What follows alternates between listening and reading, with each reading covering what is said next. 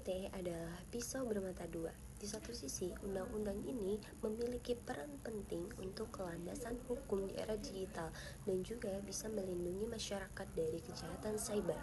Di sisi lain, undang-undang ini memiliki pasal-pasal yang rentan dan juga bisa membatasi pendapat masyarakat atau berekspresi dari masyarakat, sehingga kita sebagai pengguna internet yang baik dan bijak, sebelum posting kita harus memikirkan terlebih dahulu. Terus yang kedua, harus menggunakan konten-konten yang positif, menghindari konten-konten negatif. Yang ketiga adalah menggunakan bahasa komunikasi yang baik dan benar. Akan menjelaskan terkait tentang norma-norma pasal yang seringkali dilanggar di dalam Undang-Undang ITE itu sendiri.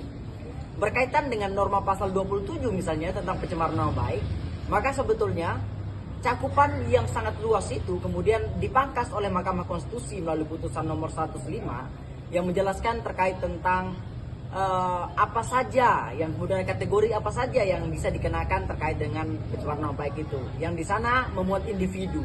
Dan apabila memuat tentang lembaga atau pemerintahan itu tidak masuk di dalam sana karena sudah diputuskan oleh Mahkamah Konstitusi melalui putusan nomor 105.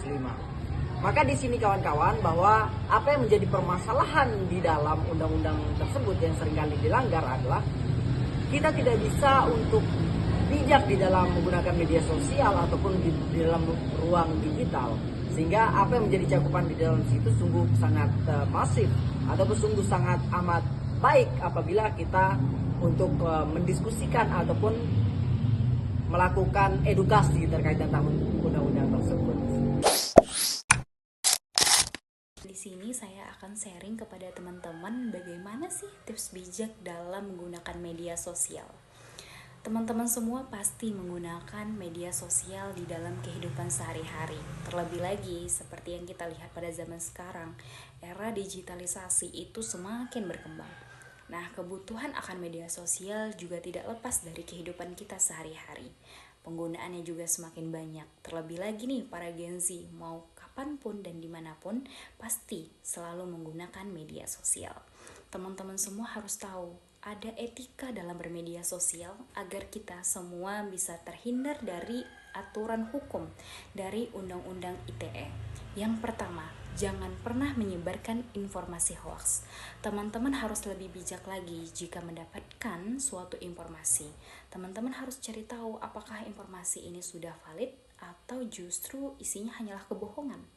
Dan yang kedua, jangan pernah memposting sesuatu yang menyinggung akan SARA ataupun suatu kelompok. Dan yang ketiga, gunakanlah bahasa yang sopan dalam setiap postingan yang teman-teman buat. Yang keempat, yang paling penting adalah saringlah informasi sebelum disebarluaskan. Karena dengan teman-teman menyebarkan luaskan suatu informasi tanpa teman-teman cari tahu kebenarannya, maka resiko untuk terjerat Undang-Undang ITE itu juga semakin besar. Maka teman-teman harus bijak dalam bermedia sosial karena setiap postinganmu adalah jejakmu. Jika teman-teman ingin dikenal sebagai penyebar kebaikan atau justru teman-teman memilih untuk menjadi penyebar kebohongan. Semua itu adalah pilihan teman-teman. Semoga bisa bijak dalam bermedia sosial. Mungkin hanya itu yang dapat saya sampaikan. Saya akhiri. Wassalamualaikum warahmatullahi wabarakatuh.